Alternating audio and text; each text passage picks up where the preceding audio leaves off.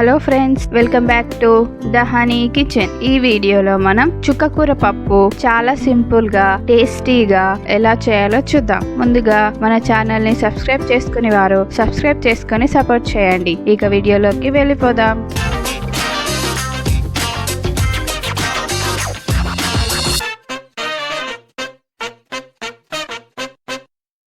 ముందుగా కుక్కర్లో 1 కప్ తొగరపప్పు తీసుకొని 2-3 సార్లు బాగా కడిగి 2 కప్స్ వాటర్ని పోసి ఇందులోనే 7 వెల్లుల్లి రెబ్బలు, 2 కట్ చేసుకున్న టమాటో ముక్కలు, 3 పచ్చిమిర్చి ముక్కలు, 1 పెద్దగా కట్ చేసుకున్న ఆనియన్ ముక్కలు, 1/2 టీ స్పూన్ పసుపు, 2 కట్టలు నీట్గా కడిగి కట్ చేసుకున్న చుక్కకూర వేసి కుక్కర్ మూత పెట్టి స్టవ్ మీద పెట్టి 3 విజిల్స్ వచ్చే వరకు ఉడికించుకోవాలి.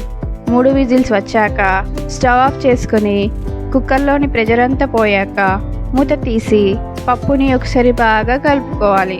తర్వాత ఇందులో సరిపడ కారం, సరిపడ ఉప్పు వేసి కలుపుకొని స్టవ్ మీద పెట్టి ఉడికించుకోవాలి. మరోవైపు పోపు కోసం స్టవ్ మీద చిన్న కడాయి పెట్టుకొని అందులో 4 టేబుల్ స్పూన్ ఆయిల్ వేసి ఆయిల్ వేడయ్యాక 1/2 టీ స్పూన్ ఆవాలు, 1/2 టీ స్పూన్ జీలకర్ర, 4 ఎండుమిర్చి వేసి ఫ్రై చేసుకోవాలి. మిర్చి ఫ్రై అయ్యాక కొంచెం కరివేపాకు వేసి స్టవ్ ఆఫ్ చేసుకొని ఈ పోపుని పప్పులో వేసి కలుపుకొని మరో 2 నిమిషాలు ఉడికించుకొని స్టవ్ ఆఫ్ చేసుకోవాలి.